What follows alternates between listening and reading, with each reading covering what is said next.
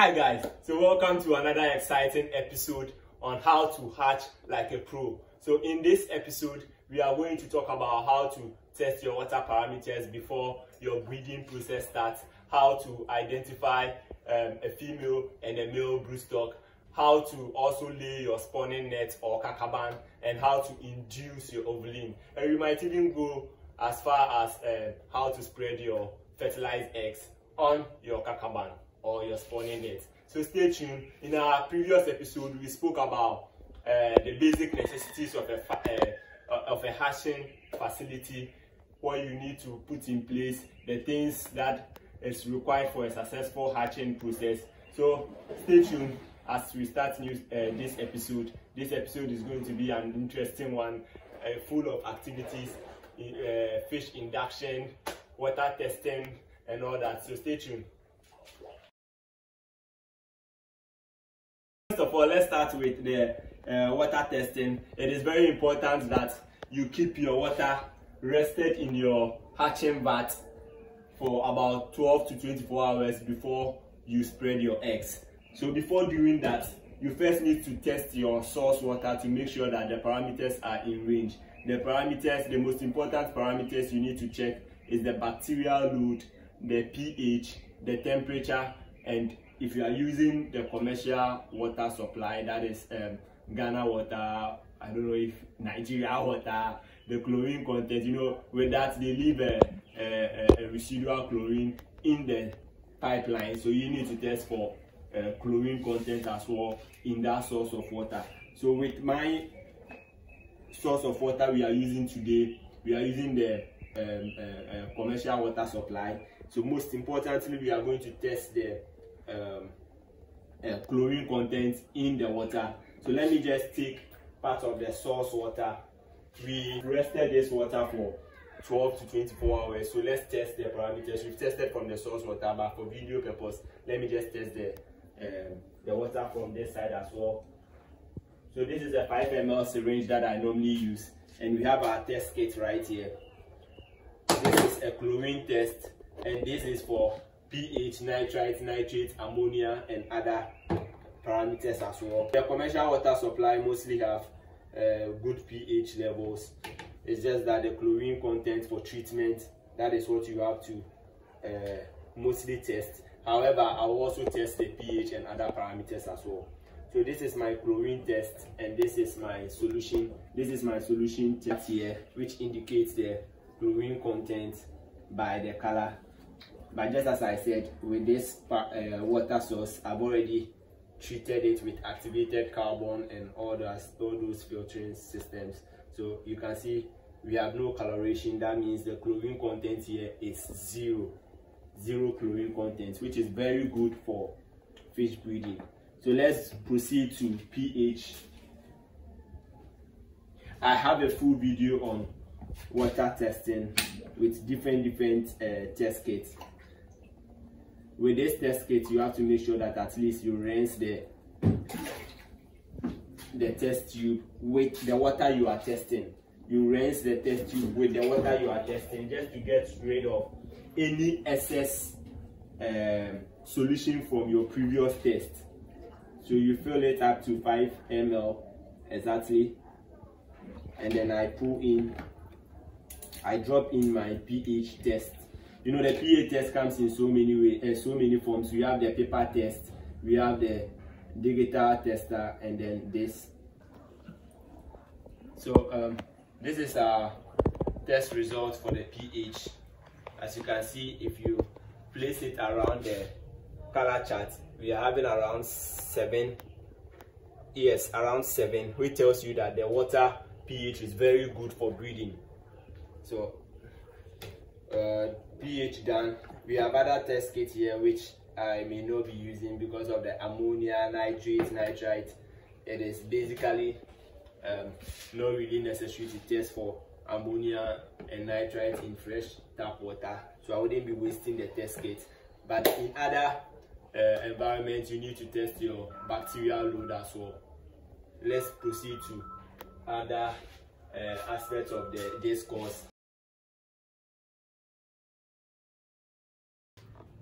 So this is a a broodstock that we are going to be using for our hatching. This is very giant. So we want to identify whether it's a female broodstock or a male broodstock. So what you have to do is to try and then turn it over.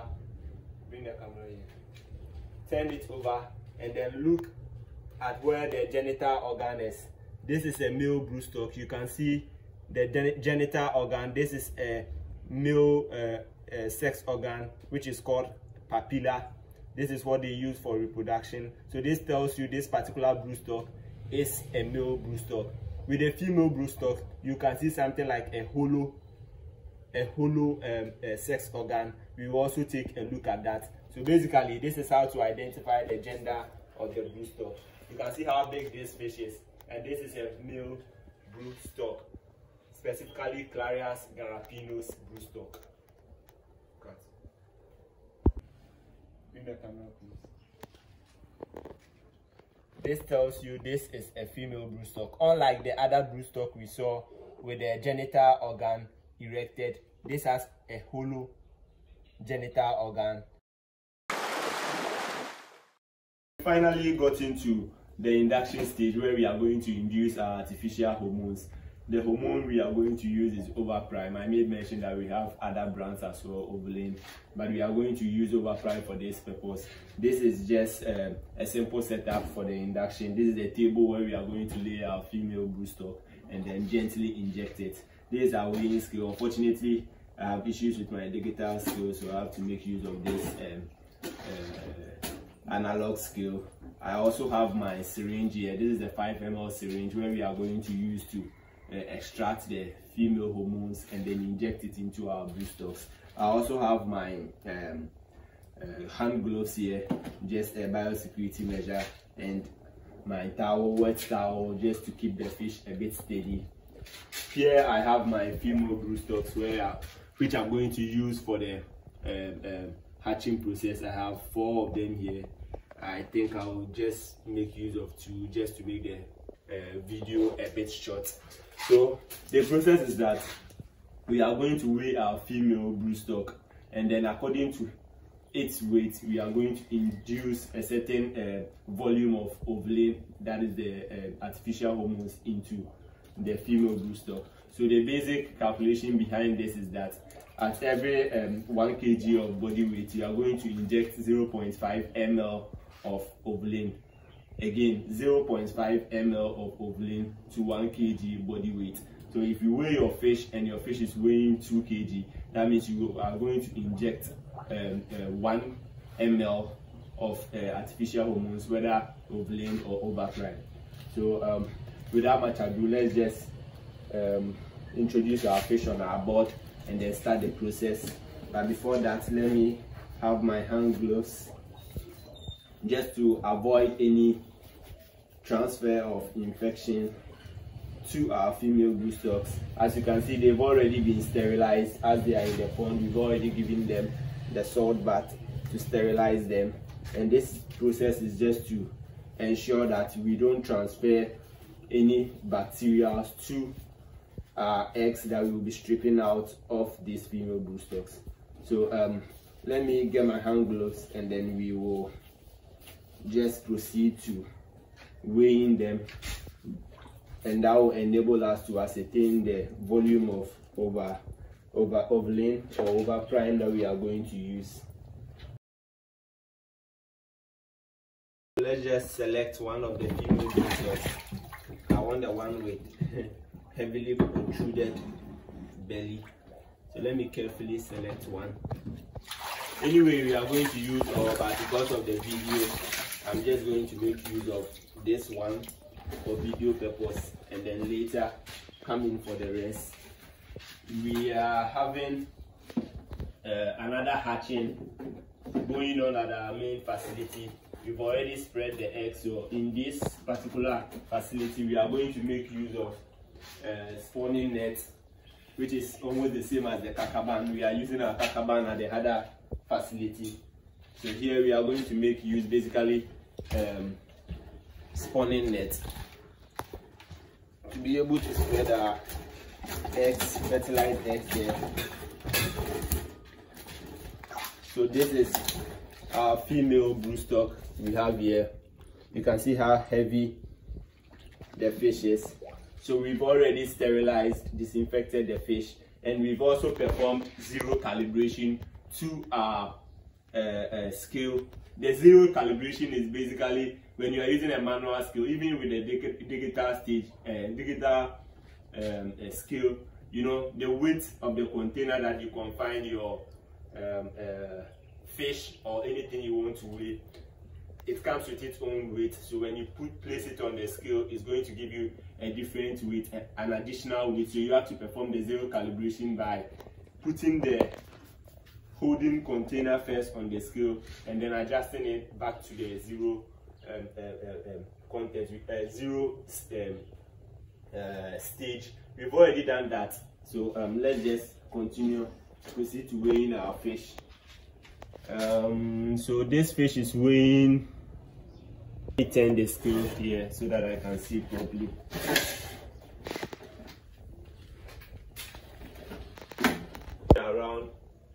This fish is weighing around 2.8 kg.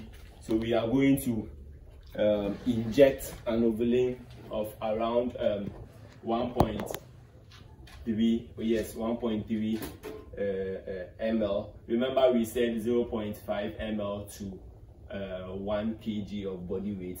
Let's just fill our syringe with the hormone. Everything here is being sterilized so that in case I drop anything, it wouldn't really infect my fish. So everything is set here. As you can see, this is our syringe and this is how we extract the hormones. You make sure that you dispose of every excess air in the tube and slightly push the syringe in and start by pulling 1 point. We made mention that we will be using 1.3 of the artificial hormone. So let's just see if we have the 1.3 here. This is our 1.3 mm. This is the 1 mark, and we have 0.3 as well. And then let me just keep this sealed.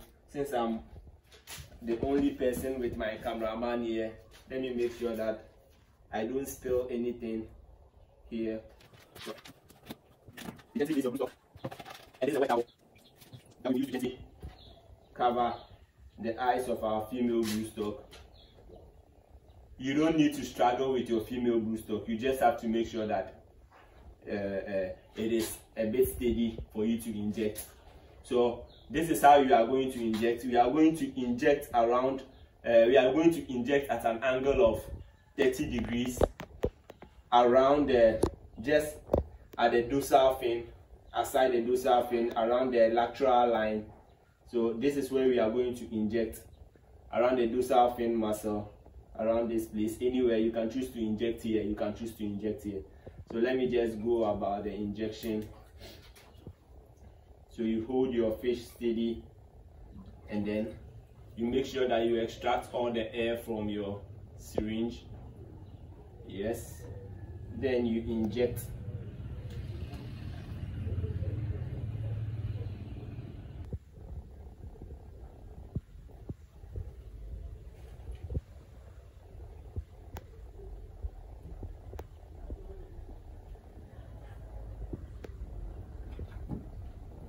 After pushing in your hormones, you give it a slight massage.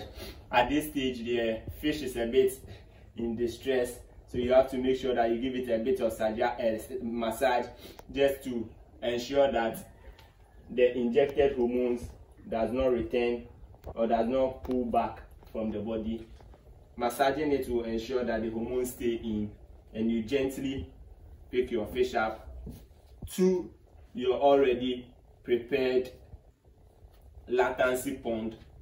We are going to transfer it to a bigger pond, but for now let's just keep the fish here.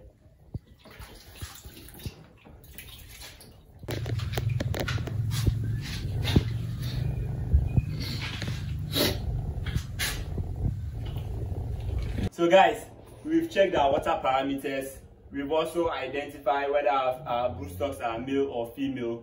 We've also induced hormones, and our female broodstocks are resting in the latency tank. So the latency period I said earlier will be from 12 to 6 hours depending on the water temperature. So if you have water temperature of around 28 to 30 degrees Celsius, you should wait for the expected latency time will be around 6 hours. So let's go straight to how to lay your Kakaban or spawning net. In this particular pond, we are going to make use of Kakaban. So this is how the Kakaban is being placed. The Kakaban is just a mesh with PVC pipe used as the frame. It can also be constructed using wooden a frame. So this is a PVC pipe frame which allows the Kakaban to float, and then as you can see, come closer. As you can see, the net is totally submerged. This water should be filled up a bit. The net is totally submerged, which means all the eggs will then be beneath the water level. There should be no egg exposed to the atmosphere. That is, no eggs should be on the Kakaban without being submerged into the water. You must also make sure that your Kakaban does not sink directly to the bottom of your pond. The same with the spawning nets. I made mention earlier that we are using the Kakabans as a harder facility. So in this particular pond, we made use of spawning nets, and this is how to lay your spawning net. You just have to make sure that the net is submerged in the water but does not sink straight to the bottom of your pond. This is very important, and you only spread your eggs at where the water the net is beneath the water level. So this is a simple spawning net that is being spread, and then the hole size for a spawning net should be around 1 to 1.2 mm hole size, so that your eggs can easily attach themselves to the net but not necessarily sink to the bottom, or not necessarily go through the net and then sink to the bottom. So your eggs must be attached to the net of hole size of 1 to 1.2 mm, and after the eggs are hatched, the fries will easily drop to the bottom. It's the same procedure for all these ponds that we have. You can see a similar setup here. This is our spawning net, and this is the Kakaban. So that is the difference between the spawning net and then the Kakabans. So as our female broodstock fish is waiting in the latency tank, this tank is huge enough for it to be able to relax. We check the temperature just to give us an idea of when to strip out the eggs. So this temperature is around 29 to 30 degrees Celsius. So we will come back around 4 hours to check if the ovulin has successfully stimulated ovulation, and then we will take our female broodstock to the stripping table to strip out the eggs from it. So basically we should come back around 4 to 5 hours time just to check if everything is okay. You don't need to wait too long because they might end up ejecting all the eggs into your latency pond, and then it will go waste. So you have to make sure that you check from time to time to be able to know when to strip off your eggs. In order to make this video short, this episode was splitted into part 1 and part 2. Kindly do all to watch the part 2 to learn more about how to hatch like a pro. See you.